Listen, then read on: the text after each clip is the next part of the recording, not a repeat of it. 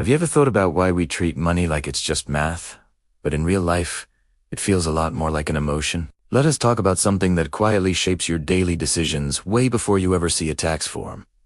Public finance. That's just a fancy term for how governments collect and spend money. Most of us don't wake up thinking about federal spending or city debt.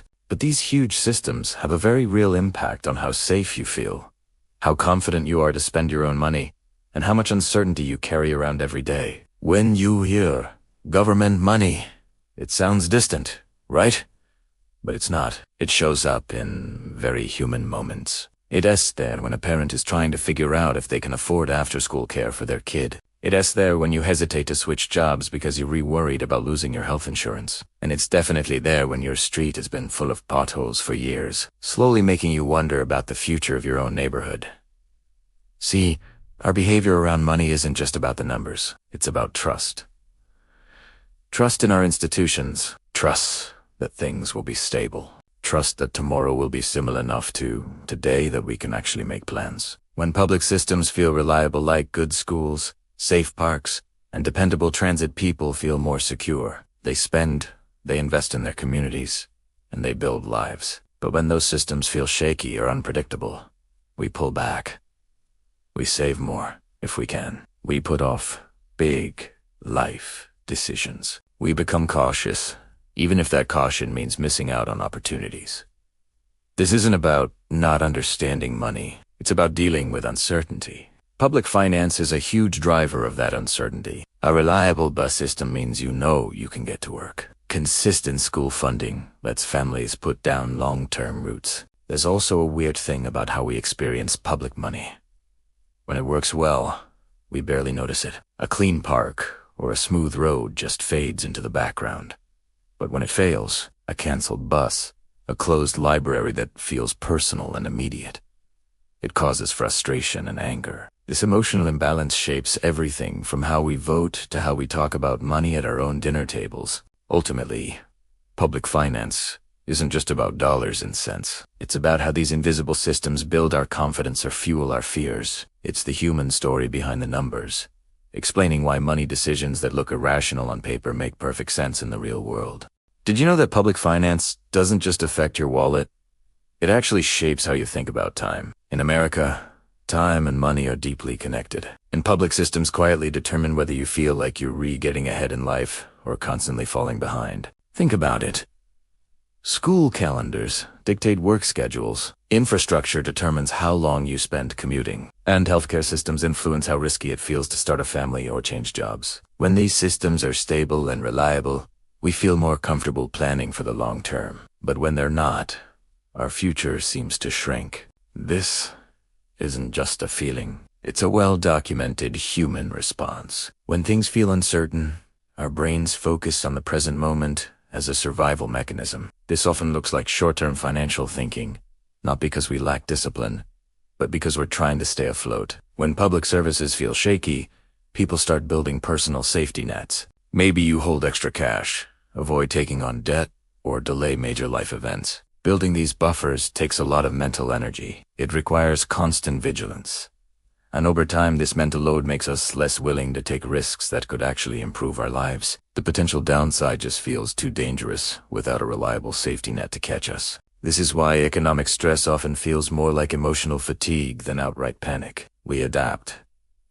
We lower our expectations and call it being realistic. But this kind of realism, born from uncertainty, slowly chips away at our optimism. It changes the way we talk about opportunity, fairness, and the value of hard work. The system might not feel dramatically broken, but it starts to feel heavy. It also changes how we view success and failure. With supportive systems, a setback is just temporary. But when the systems feel thin, a setback can feel intensely personal. We start to blame ourselves for things that are influenced by forces far beyond our individual control. There's a generational aspect to this, too. Kids absorb how adults talk about stability in the future. If the adults around them constantly express distrust or resignation toward public systems, that cautious attitude becomes the default for the next generation. The memory of instability can last much longer than the instability itself. Ultimately, public finance shapes the emotional environment where we make all our decisions. It influences our patience, our confidence, and our willingness to invest in the future. So, when people seem disengaged or unwilling to take risks, it's often a completely rational response to a world that feels unpredictable. The human side of finance moves at the speed of emotion, not spreadsheets. Understanding this gap is key to understanding why so many money behaviors that look irrational on paper make perfect sense to the people living them. Have you ever wondered why conversations about money, especially public money, get so emotional? It's not just about the numbers on a spreadsheet. It's about fairness. Every time we interact with a public system, think the DMV, financial aid, or unemployment services, it teaches us a quiet lesson. It tells us who the system is for, who it listens to, and who it leaves waiting. These lessons add up. They shape how we feel about money itself. When we feel the system is fair, we're more willing to participate. We're more patient with delays and more forgiving of mistakes. There's an emotional buy-in, but when that sense of fairness disappears, money becomes personal again. Every dollar feels like a fight. Every tax contribution feels questioned. This is why people react to public spending with their hearts, not just their heads. They're not responding to budget items. They're responding to their own lived experiences. Think about it. If you've benefited from stable public systems, you probably see them as a good thing, a safety net. But if you've been overlooked or felt ignored by those same systems, you might see them as something that just takes from you. Both views make perfect sense because they're based on personal memories. Memory is a powerful force in our financial lives. We remember how systems showed up for us during tough times like a job loss, an illness, or a natural disaster. If help was there, our trust grows. If it was absent or slow, we become skeptical, and that skepticism sticks around, shaping how we view risk and our future. Public finance also affects how we see ourselves in relation to others. When systems are confusing, we often blame differences in wealth on personal choices alone. This can lead to quiet resentment, if you feel left behind, or quiet shame, if you feel you haven't done enough. These feelings influence how we spend, save, and even how generous we are. There's also the issue of dignity. Easy-to-use systems preserve our dignity. Confusing, punitive ones strip it away. When people feel their dignity is threatened, they pull back. They disengage. It might look like independence, but it's often just a way to avoid stress. This emotional distance has real consequences. When we feel disconnected from public systems, we stop looking for collective solutions. Money becomes a private worry, even when we're all facing the same problems. It's a slippery slope to isolation, making financial stress feel like a personal failure instead of a shared challenge. Ultimately, public finance isn't just about moving money around. It communicates values. It signals whose time matters and whose struggles are seen. So, the next time you hear a heated debate about taxes or spending, remember this. People aren't just arguing about numbers. They're defending their personal stories of fairness, effort, and what it means to belong. Understanding these stories is the first step to having a real conversation. Ever wonder why we make the financial decisions we do? It's not just about numbers.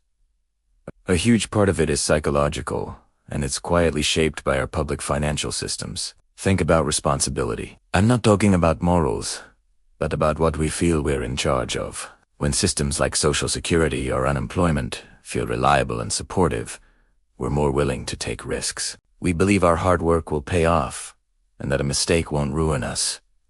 We feel empowered to take responsibility. But what happens when those systems feel distant or broken? That feeling of responsibility gets heavy. Suddenly, it feels like we have to predict every possible risk all by ourselves. This might look like being self-reliant, but underneath, it's often pure anxiety. And anxiety changes how we act.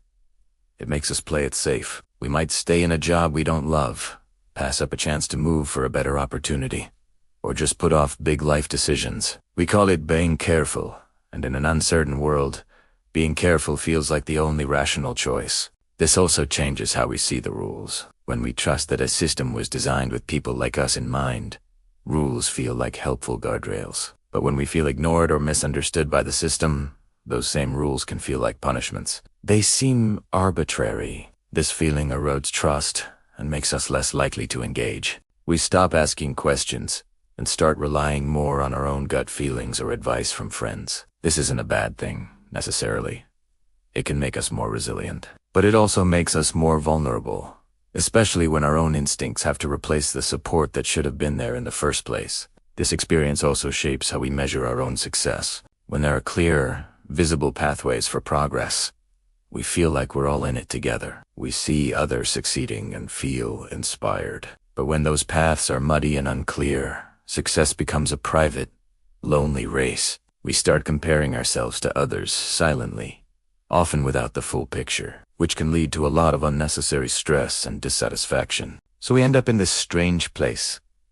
We're deeply engaged with our finances, but also emotionally guarded. We focus on money because it feels like one of the few things we can actually control. But even that control feels shaky when the larger systems around us are so unpredictable. This hidden tension is behind so many of our daily financial choices. So often, public debates about finance focus only on the outcomes, but they miss the human experience that drives our behavior.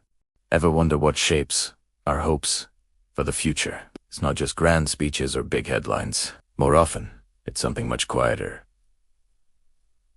Public finance, the way our shared money is managed, doesn't just build roads or fund services. It builds our expectations. It quietly tells us whether our world will be stable, if our hard work will pay off, and if we can plan for a future that feels secure. Think about it. When you trust that the systems around you are predictable, you're more willing to take on long-term goals. You might invest in a career, start a family, or build a business, believing that the ground beneath your feet will still be there in 10 or 20 years. You accept delays and tolerate temporary setbacks because you have faith in the bigger picture. But what happens when that faith wobbles? When the future feels uncertain, our behavior changes. We start prioritizing flexibility over commitment. We keep our options open, hesitant to lock ourselves into anything that might become a dead end. It's not pessimism. It's a smart adaptation to an unpredictable environment. In many places, there's a constant, low-level hum of financial uncertainty. People sense that the big systems are slow and complicated, while the consequences for their own lives are immediate and personal. This imbalance breeds caution. It makes us focus on self-protection rather than bold ambition. Security starts to mean just not falling behind, instead of getting ahead. This mindset has a ripple effect across society. When enough people start planning defensively, things slow down. Fewer risks are taken. Fewer shared bets are made on the future. It's not a lack of ideas or effort. It's a crisis of trust. Public finance is fundamentally a system of promises. It promises that certain structures and supports will exist tomorrow. When those promises feel credible, we lean into the future with confidence. When they feel fragile, we lean back, protecting ourselves. So, understanding public finance isn't just about budgets and balance sheets. It's about understanding human emotion. It's about recognizing how our collective financial decisions create the emotional backdrop for our lives, shaping our hopes, our patience, and our belief in what's possible. The real story of our economy is written in these quiet, everyday choices. Thanks for watching.